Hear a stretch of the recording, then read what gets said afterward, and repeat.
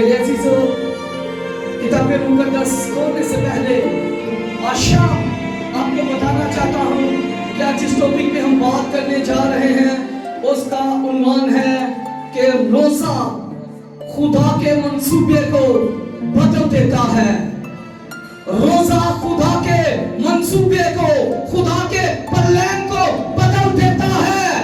आज हम इन तमाम बातों को किताब मुकद्दस में से ही सीखेंगे कि वाकई रोजा खुदा के प्लान को, उसके मंसूबे को बदल देता है।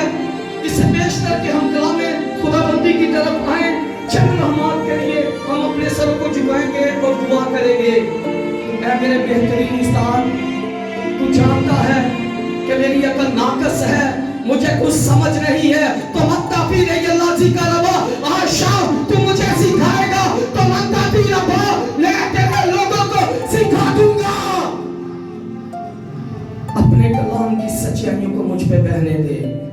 मैं अपने आप को तेरे सामने खाली करता हूँ।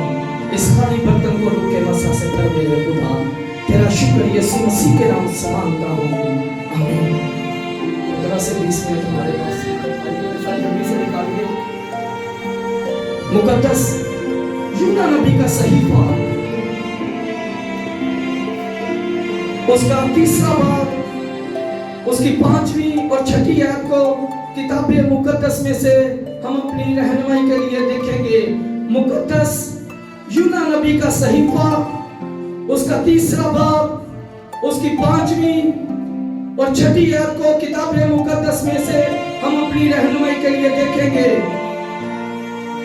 किताब मुकद्दस में जो मरकूम है, तब नैनवा के बशिंदों ने खुदावंद पर ईमान लाकर रोज़ की मुनादी की और अदनी व आला सबने टाट ओढ़ा।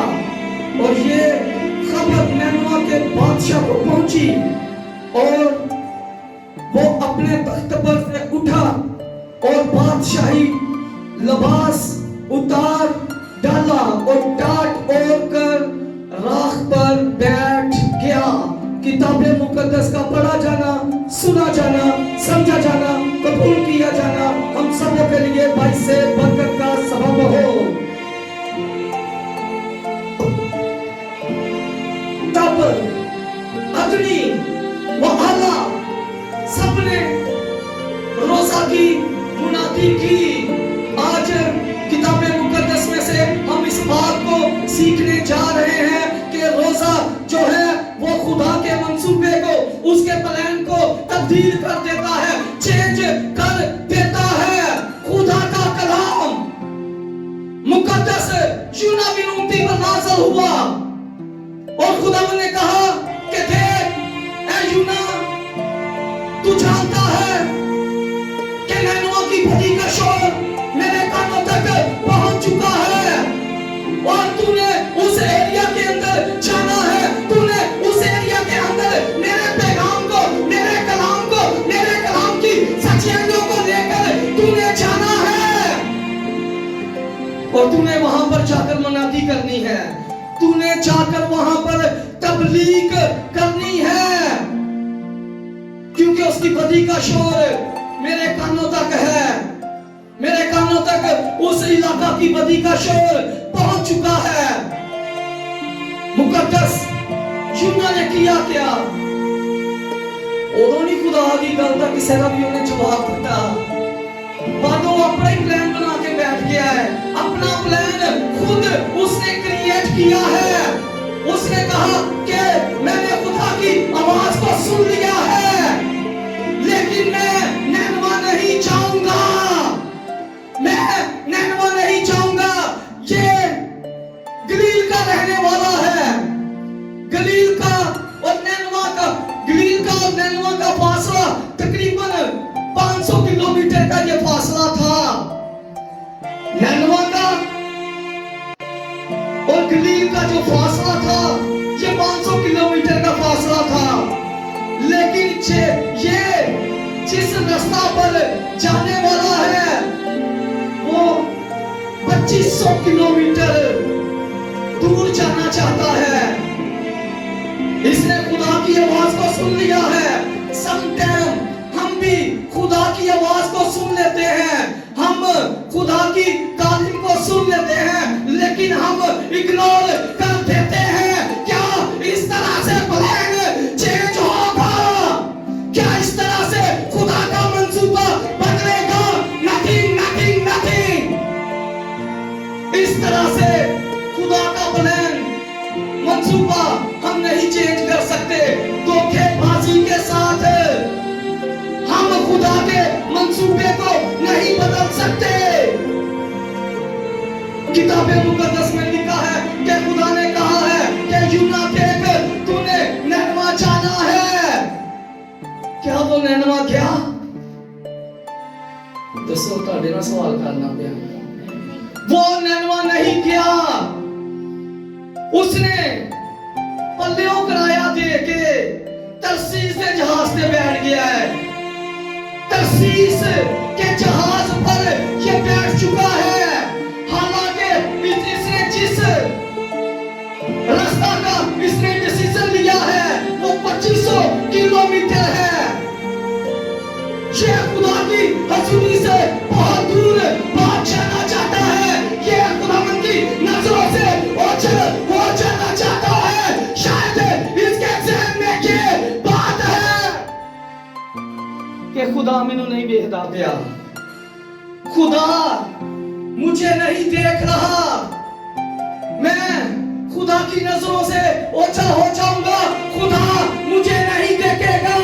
लेकिन इसे ये पता नहीं है कि किताबे मुकद्दस में लिखा है कि इंसान अगर तू पाताल के अंदर भी चला जाए तो मेरी नजरें तुझ पर हैं, मेरी नजरें तुझ पर हैं। इसने किराया खर्च के ये अब तरसीस के जहाज में बैठ चुका है। अब हुआ क्या? खुदा ने जड़े जहाज बैठा है ना, तूफान भेज देता है। तूफान भेज दिया है। लोग वहां कल्ला यूना ही नहीं से उस जहाज दे विच बैठा, और भी बहुत से लोग और भी बहुत से मुसाफिर थे उस जहाज के अंदर। लोगों ने किया क्या? लहरें बहुत ज्यादा उठ रही थी। लोगों को ये उम्मीद नहीं थी कि हमने बचना है या मर जाना है। वो ना उम्मीद थे, क्योंकि तूफान बहुत ज्यादा बर्पा हो चुका था। किताबे मुकद्दस में लिखा है कि मुकद्दस यूना खुदा की हजूरी से भागा है। खुदा कोई नजरों से ओझल हो जाना चाहता है, साए पे जाकर सो रहा है। जब इंसान लापरवाह हो जाता है तो उसे किसी बात की कोई टेंशन नहीं रहती, किसी बात की कोई उसे फिक्र नहीं रहती। ये खुदा की हजूरी से भाग आया है, अब सो रहा है एक जगह पर, जहाज में ये सो रहा है। दूसरे लोग अपने अपने खुदाओं की पूजा कर रहे हैं, वो अपने अपने देवताओं को पुकार रहे हैं। लेकिन मुकद्दस यूना आराम से सो रहा है, यहां तक कि वो अपनी अजनास जो उनके पास थी, खाने पीने का जो जरिया था, वो सारी समंदर में फेंक रहे हैं कि शायद जहाज हल्का हो जावे, एक समुद्र में चलना शुरू हो जाए। मगर नहीं, ऐसा नहीं हुआ। खुदा ने तूफान भेजा है, उनका सब कुछ वेस्ट जा रहा है, सब कुछ वेस्ट हो रहा है। हम भी जब लापरवाह हो जाते हैं तो जरूरत इस बात की है कि अपने अंदर से चीजों को निकालिए, अपने अंदर से गुनाह को निकालिए, अपने अंदर से बदी को निकालने की जरूरत है, अपने आप को हल्का करने की जरूरत है।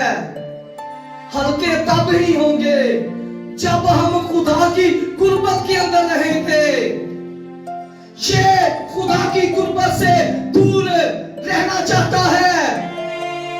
खुदा ने तूफान जब भेज दिया तो सारे लोग जो जहाज में बैठे थे अपने अपने खुदा को याद कर रहे हैं, लेकिन ये आराम से सो रहा है।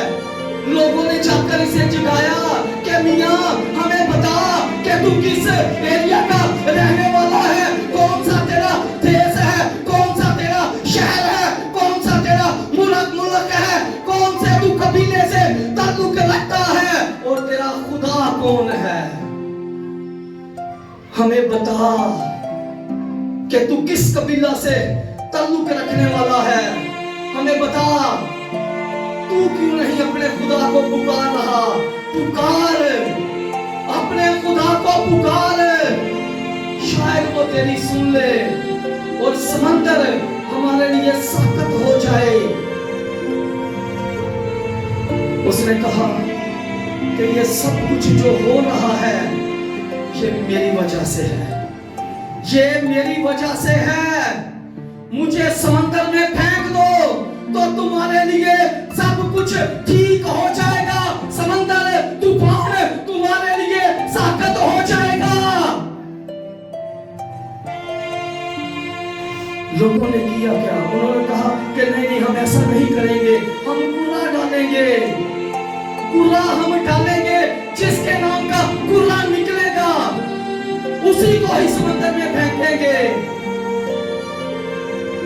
कुरा जब डाला गया तो कुरा भी मुकद्दस यूना के नाम का निकला, मुकद्दस यूना के नाम का कुरा निकला। और लोगों ने किया क्या? उसे उठाया और समंदर में फेंक दिया, समंदर में फेंक दिया। लेकिन खुदा जिसके साथ प्यार करता है, खुदा जिसके साथ,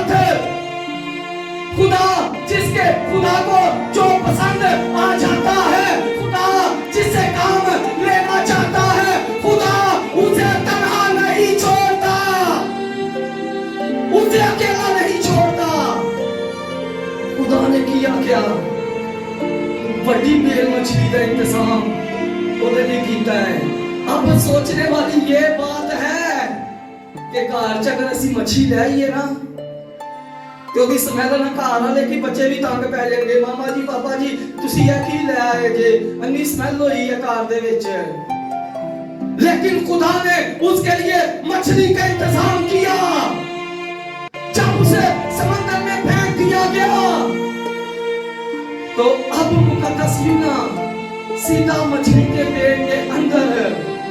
अब सोचने वाली ये बात है कि ना वहां पर कोई लाइट, ना वहां पर ऑक्सीजन, किसी चीज का कोई इंतजाम नहीं है, किसी चीज का कोई इंतजाम नहीं है।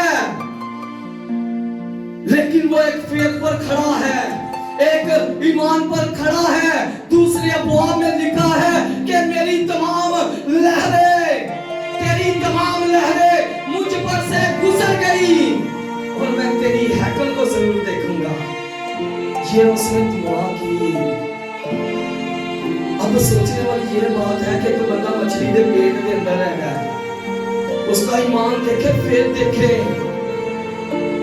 कि वो खुदा को पुकार रहा है कि खुदा जब मैं बाहर निकलूंगा, जब मैं बाहर आऊंगा तो मैं तेरी हैकल को जरूर देखूंगा, मैं तेरी हैकल को देखूंगा। हुआ क्या?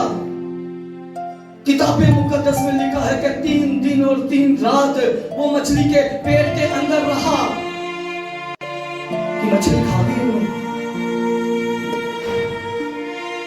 जो बाइबल के टीचर हैं, जो बाइबल के उस्ताद हैं, जो हमारे दीन के स्कॉलर हैं, वो ये कहते हैं कि मछली के पेट के अंदर एक ऐसा तजाब पाया जाता है कि इंसान जिंदा नहीं रह सकता। लेकिन किताबे मुकद्दस में लिखा है कि मुकद्दस यूना 3 दिन और 3 रात मछली के पेट के अंदर रहा और मछली ने 3 दिन के बाद उसे अपने मुंह से दिया, निकाल दिया मुकद्दस यूना को। 3 दिन के बाद मुकद्दस यूना जब मछली के पेड़ से बाहर आया तो इमेजिन कीजिए कि उसकी किस तरह की कंडीशन होगी। कोई टैची केस लेके गया सी मछली के पेड़ दे विच कि अच्छा यार जो मछली के पेड़ चों मैं बाहर निकलांगा तो मैं कपड़े चेंज कर लांगा, मैं कपड़े चेंज कर लूंगा। क्या उसके पास कोई टैची केस था? क्या उसके पास कोई कपड़ों का बैग था? नहीं। हालत खराब है।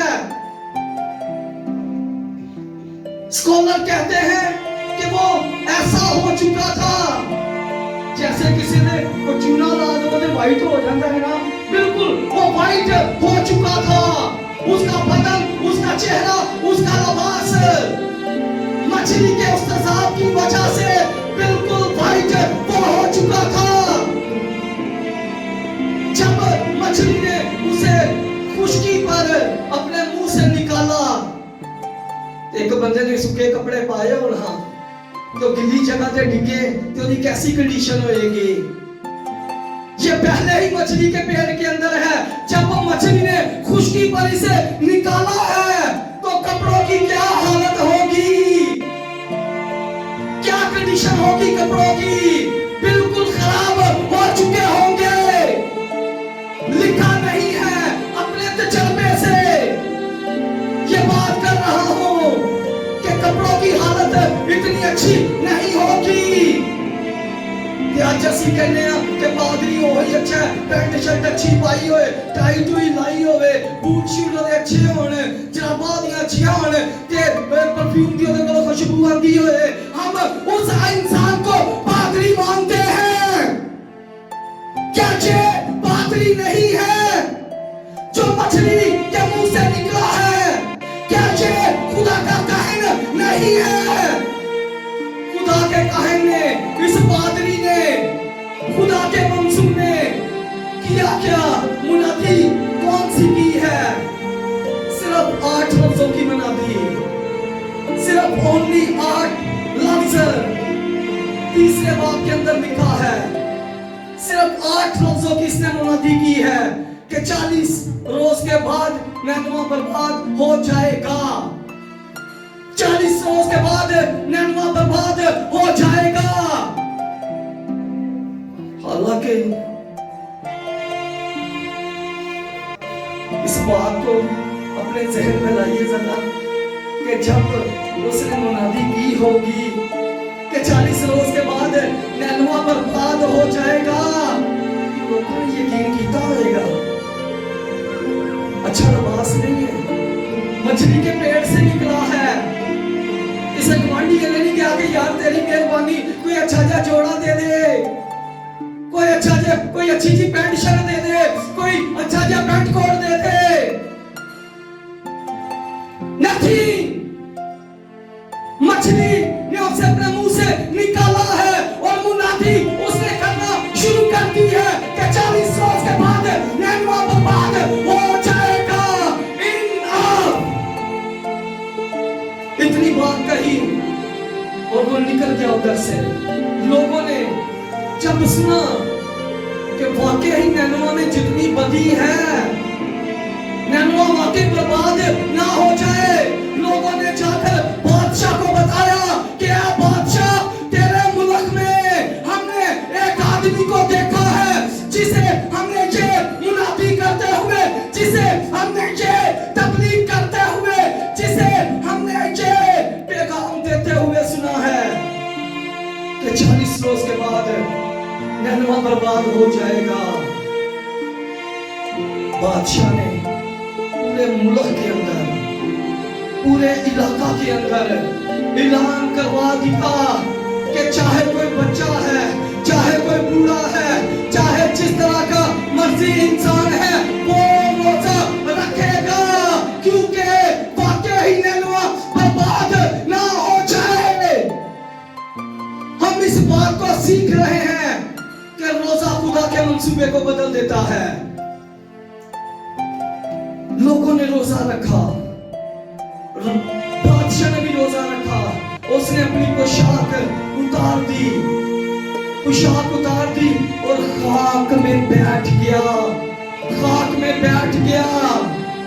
वही खुदा जिसने कहा था कि 40 रोज के बाद नैनवा बर्बाद हो जाएगा, क्या नैनवा बर्बाद हो गया? क्या नैनवा बर्बाद हुआ? 40 रोज गुजर गए, उससे भी ज्यादा लंबा पीरियड हो गया, लेकिन नैनवा बर्बाद नहीं हुआ। बचा क्या थी? रोजा, रोजा उन्होंने रखा है। तो खुदा का मंसूबा, खुदा का प्लान, खुदा का प्रोग्राम बदल गया। अगर ना वो रखते रोजा, आई एम श्योर नैनवा में जितनी बदी थी बर्बाद हो जाना था, शहर में खत्म हो जाना था। लेकिन रोजे ने खुदा के मंसूबे को बदल दिया। रोजा आप जब रखते हैं तो इस बात को अपने जहन से निकाल दीजिए कि ये कुर्बानी रहना जाएगी, ये रहना नहीं जाएगी। नंबर 1, रोजा खुदा का प्लान बदल देता है। नंबर 2, रोजा खुदा के मंसूबे को बदल देता है। रोजा बंदरों को खोलता है, रोजा चूहों को तोड़ता है, रोजा रस्तों को हमवार करता है, रोजा इंसान की राहों में जितने पहाड़ और टीले हैं उन्हें बेकार कर देता है। ये है रोजा। नैनवा के लोगों ने की इस तरह का रोजा रखा, इस तरह का रोजा रखा तो खुदा का मंसूबा बदला, खुदा का प्रोग्राम तब्दील हुआ। सो आज शाम मेरे और आपके लिए यही मैसेज है कि रोजा खुदा के मंसूबे को बदल देता है। सो खुदा इस कलाम के वसीला से आप सबको बहुत ज्यादा बरकत दे।